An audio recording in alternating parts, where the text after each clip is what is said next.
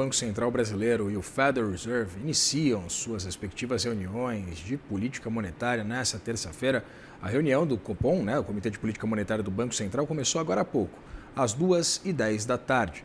Você vê a reportagem sobre o que esperar desse cenário na tela, a reportagem do nosso repórter João Nakamura. Por aqui, o Comitê de Política Monetária, o Copom, deve entregar um segundo corte de 0,25 ponto percentual da Selic, nessa quarta-feira. O anúncio vai ser amanhã, ali por volta de 6h30 da tarde, levando a taxa básica de juros de 14,75% para 14,5% ao ano. A atenção se volta, de fato, para o comunicado, no qual é esperado que a autoridade monetária renove esse tom mais cauteloso, bastante conservador. A gente lembra que na última decisão, no dia 18 de março, o Comitê de Política Monetária reduziu a taxa básica de juros em 0,25 ponto percentual de 15% para 14,75%. Isso no primeiro corte de juros em quase 2 anos. Apesar disso, um colegiado alertou para o aumento do nível de incerteza no cenário, principalmente global. A guerra no Oriente Médio também deve aparecer nas justificativas do Federal Reserve e dos demais bancos centrais, tanto o Bank of England como o Banco Central Europeu, na quinta-feira, para sustentar a cautela com os formuladores avaliando o impacto da crise de energia nos preços e, evidentemente, também no nível de crescimento. Lá nos Estados Unidos, 100% de probabilidade, quase 100%, claro, do mercado esperando a manutenção dos juros entre 3,5% e 3,75% ao ano, nessa que deve ser a última reunião com o Jerome Powell à frente do Federal Reserve. O atual presidente do Fed foi indicado por Donald Trump lá no primeiro mandato do republicano e foi mantido no comando pelo democrata Joe Biden. Você vê que a relação não é tão carinhosa assim entre Donald Trump, em relação a Jerome Powell. Tem a perspectiva de assunção agora do indicado por Trump, Kevin Warsh, que deve assumir o Fed agora a partir de junho. A gente conversa então sobre as expectativas das decisões de política monetária por parte do Comitê Brasileiro e também por parte do FONC, do Federal Reserve, com Luiz Otávio Leal, sócio economista-chefe da G5 Partners. Luiz, seja muito bem-vindo, é um prazer ter você aqui. Prazer é meu, Vitor. Luiz, sem muita perspectiva de uma surpresa. Manutenção lá nos Estados Unidos, um corte de 0,25 ponto aqui. Em linhas gerais, para a gente iniciar esse bate-papo antes de escarafunchar os detalhes, eu queria entender exatamente a tese por trás desses movimentos, principalmente pensando em um cenário que a gente tem uma inflação desancorada aqui no Brasil, ou pelo menos uma perspectiva de desancoragem se a gente levar em consideração o Boletim Focus do Banco Central, publicado nessa segunda-feira. O que pauta exatamente essas decisões, tanto do Copom quanto do FONC?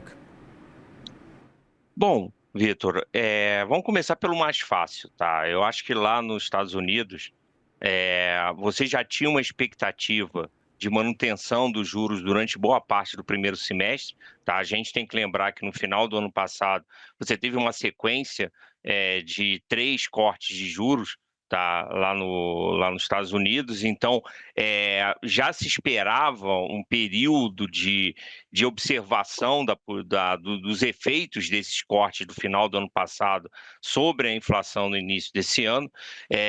Então, eu acho que a questão da guerra só reforçou esse conservadorismo, tá? Então, eu acho que a grande discussão nos Estados Unidos vai ser com relação ao segundo semestre, se vai ter espaço para um corte de juros ou não vai ter espaço. Antes da guerra, o mercado esperava 2 cortes de juros nos Estados Unidos a partir da reunião de junho, tá? Agora tem muita uma discussão sobre se tem espaço para um corte, se não vai ter nenhum corte.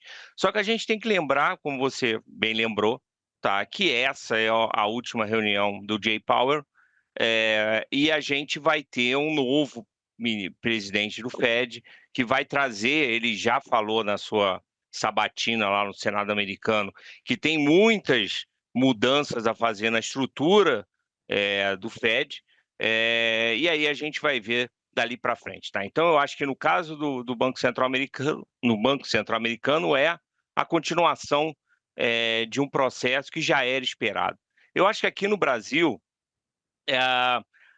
A questão, eu acho que bateu mais no Brasil, porque a gente estava iniciando um processo de redução de juros, como você chamou a atenção, depois de 2 anos de juros sem estar em queda, e a guerra acabou atrapalhando esse processo, tá? Então, certamente, pelas próprias falas dos dirigentes do Banco Central, pelo comunicado, pela ata da última reunião, provavelmente a gente teria um corte de 0,50 na reunião de março, caso não tivesse a guerra, e essa guerra continuando e sem perspectiva de acabar no curto prazo, acaba colocando, inclusive, em risco o tal do processo de calibração do Banco Central, tá? Então, eu acho que a situação do Banco Central brasileiro é mais delicada do que a americana, exatamente porque ele foi pego no contrapé de um movimento de corte de juros, que agora está sendo colocado em risco num nível de taxa ainda muito elevado para a economia brasileira. A gente começa a ver várias empresas tendo problemas por conta da alavancagem, você vê um aumento muito grande aí do comprometimento da renda do consumidor com o serviço da dívida, inclusive o governo vai fazer o Desenrola 2.0 por conta disso, mas eu acho que vai ser, como você mesmo citou, eu acho que a grande curiosidade no mercado vai ser com relação às indicações dos próximos passos do Banco Central brasileiro, tá? Nesse cenário de muita incerteza. Eu queria entender exatamente o que a gente pode esperar, né? Porque é muito curioso, Luiz. O Comitê de Política Monetária, sob Gabriel Galípolo, ele tem se mostrado bastante conservador, né? Gabriel Galípolo já imprimiu esse perfil, essa característica. E foi muito curioso, e inclusive comemorado por parte do mercado, quando em janeiro, Gabriel Galípolo, o Copom como um todo, indicam o início de um ciclo de cortes a partir da reunião de março. O que pareceu um guidance um pouco precipitado, até porque o que viria depois mudou, representou exatamente uma guinada no comportamento dos preços aqui no país. Queria entender se esse primeiro corte de março, ele foi assodado, ele foi precipitado, e queria entender se há, de fato, né, dadas as métricas e esse comportamento dos preços aqui no mercado interno, as perspectivas não tão positivas, há espaço para a continuidade do ciclo de cortes? Bom, Vitor, a primeira coisa que eu vou falar é até uma questão meio pitoresca, que toda vez que o Banco Central dá um guidance de corte de juros, acontece alguma coisa. Tá? Então, não é um bom presságio ele fazer um guidance de corte de juros como ele fez em janeiro. Mas, respondendo efetivamente a sua pergunta, eu acho que sim, tá? Eu acho que não foi, quer dizer, não foi uma decisão assodada. E o principal motivo é que, se a gente pensar, o que importa para a política monetária é a taxa de juro real. Tá, que é a taxa de juros descontada da inflação, e aí tem a discussão sobre é melhor considerar a inflação corrente ou a inflação esperada. Mas, de qualquer maneira, qualquer uma das duas, desde que o Banco Central colocou a taxa em 15%, elas aumentaram sensivelmente. Tá? Então, você teve, durante o segundo semestre de 2025, você teve uma queda expressiva tanto da inflação corrente quanto das expectativas de inflação. Tá? Então, a gente tem que lembrar que, antes de começar a guerra, a expectativa do mercado para a inflação no final de 2026 era próxima de 3,80. Tá? O que significa que, nesse período entre a colocação da taxa de juros em 15% em junho do ano passado e o corte de juros em março desse ano, a gente teve um aumento significativo da taxa de juros real, consequentemente, um aperto adicional da política monetária. Tá? Então, o próprio Galípolo, quando ele fala em gordura, tá? E ele falou isso várias vezes desde que ele deu o guidance lá em janeiro de que ia cortar os juros, eu acho que ele está se referindo exatamente a isso, a esse aumento a esse aperto adicional que você teve da política monetária por conta da queda das expectativas de inflação e da inflação corrente, tá? Bom, posto isso, tentando responder a sua segunda pergunta, se ainda existe espaço para frente, para dar esse corte, sem dúvida nenhuma, esse espaço diminuiu sensivelmente, tá? Então, fazendo a mesma análise, tá? Só que da ponta reversa, desde que a guerra começou, a expectativa de inflação subiu mais de 1 ponto percentual, tá? Então, tudo mais constante, você tem que botar mais 1 ponto em cima do que você esperava antes de espaço para um corte de juros aqui no Brasil, tá? Então, se o mercado estava com 12, ele vai para 13, se estava com 12,5, vai para 13,5, tá?